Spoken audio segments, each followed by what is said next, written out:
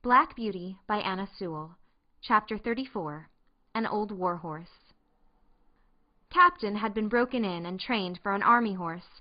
His first owner was an officer of cavalry going out to the Crimean War.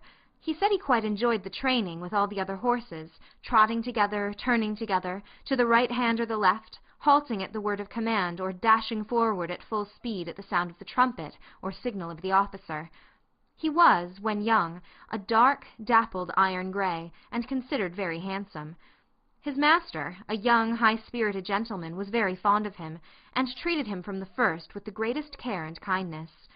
He told me he thought the life of an army horse was very pleasant, but when it came to being sent abroad over the sea in a great ship, he almost changed his mind. "Oh, that part of it was dreadful," said he. "Of course, we could not walk off the land into the ship, so they were obliged to put strong straps under our bodies, and then we were lifted off our legs in spite of our struggles, and were swung through the air over the water to the deck of the great vessel. There we were placed in small, close stalls, and never for a long time saw the sky or were able to stretch our legs. The ship sometimes rolled about in high winds, and we were knocked about and felt bad enough. However, at last it came to an end, and we were hauled up and swung over again to the land. We were very glad and snorted and neighed for joy when we once more felt firm ground under our feet. We soon found that the country we had come to was very different from our own, and that we had many hardships to endure, besides the fighting.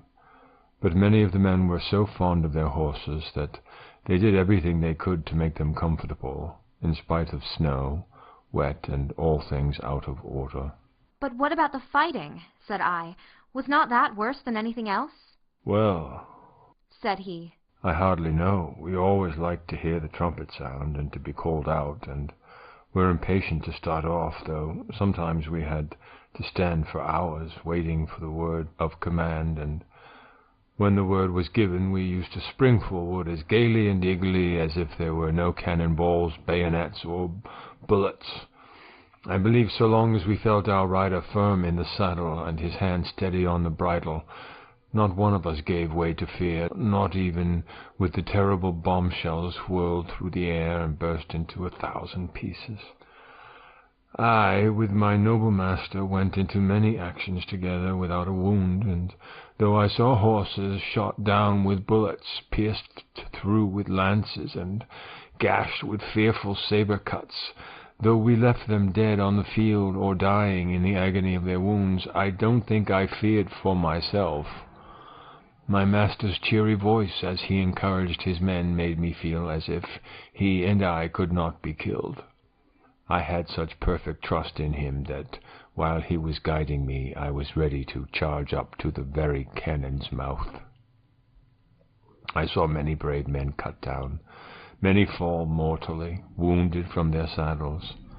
I had heard the cries and groans of the dying. I had cantered over ground slippery with blood, and frequently had to turn aside to avoid trampling on wounded men or horse. But until one dreadful day I had never felt terror.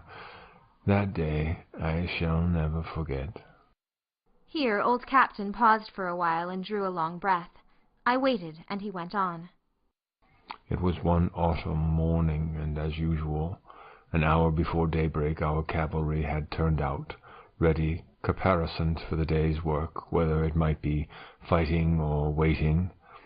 The men stood by their horses, waiting, ready for orders. As the light increased, there seemed to be some excitement among the officers, and before the day was well begun, we heard the firing of the enemy's guns.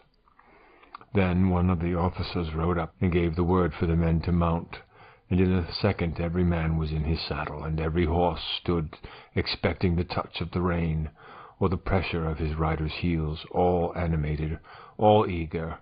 But still we had been trained so well that, except by the champing of our bits and the restive tossing of our heads from time to time, it could not be said that we were stirred.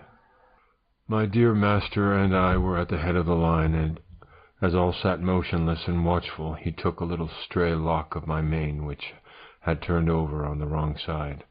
laid it over on the right, and smoothed it down with his hand. Then, patting my neck, he said, "We shall have a day of it today, Bayard, my beauty. But we'll do our duty as we have done." He stroked my neck that morning more, I think, than he had ever done before, quietly on and on, as if he were thinking of something else.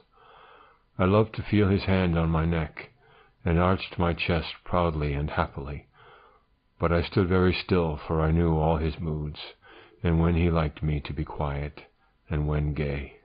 I cannot tell all that happened on that day, but I will tell of the last charge that we made together. It was across a valley right in front of the enemy's cannon. By this time we were well used to the roar of heavy guns, the rattle of musket fire, and the flying of shot near us. But never had I been under such a fire as we rode through on that day. From the right, from the left, and from the front, shot and shell poured in upon us. Many a brave man went down, many a horse fell, flinging his rider to the earth. Many a horse without a rider ran wildly out of the ranks, then, terrified at being alone, with no hand to guide him, came pressing in among his old companions, to gallop with them to the charge. Fearful as it was, no one stopped, no one turned back. Every moment the ranks were thinned, but as our comrades fell, we closed in to keep them together, and instead of being shaken or staggered in our pace, our gallop became faster and faster as we neared the cannon. My master, my dear master, was cheering on his comrades with his right arm raised on high, when one of the balls whizzing close to my head struck him. I felt him stagger with the shock, though he uttered no cry. I tried to check my speed, but the sword dropped from his right hand, the rein fell loose from the left, and sinking backward from the saddle he fell to the earth. The other riders swept past us, and by the force of their charge I was driven from the spot.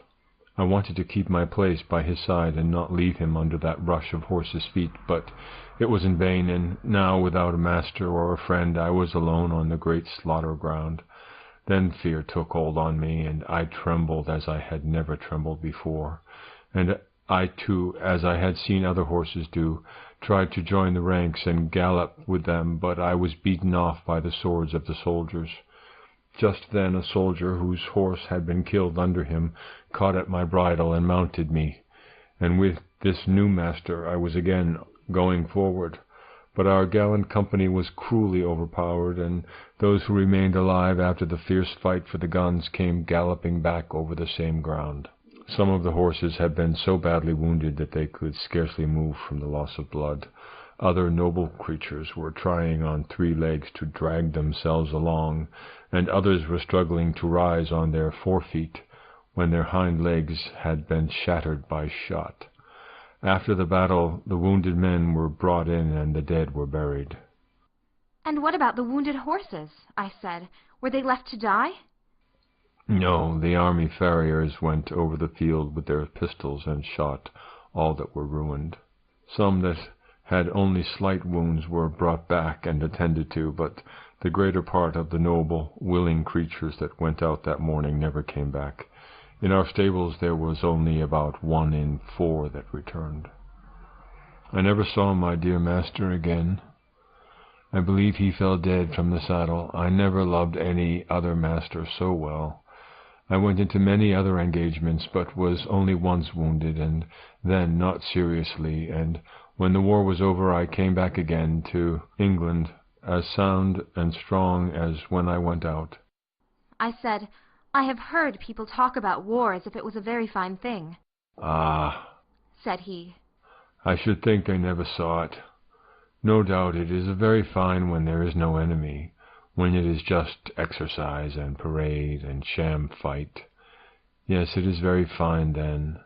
But when thousands of good, brave men and horses are killed or crippled for life, it has a very different look." "Do you know what they fought about?" said I. "No," he said. "that is more than a horse can understand. But the enemy must have been awfully wicked people, if it was right to go all that way over the sea on purpose to kill them." End of chapter 34.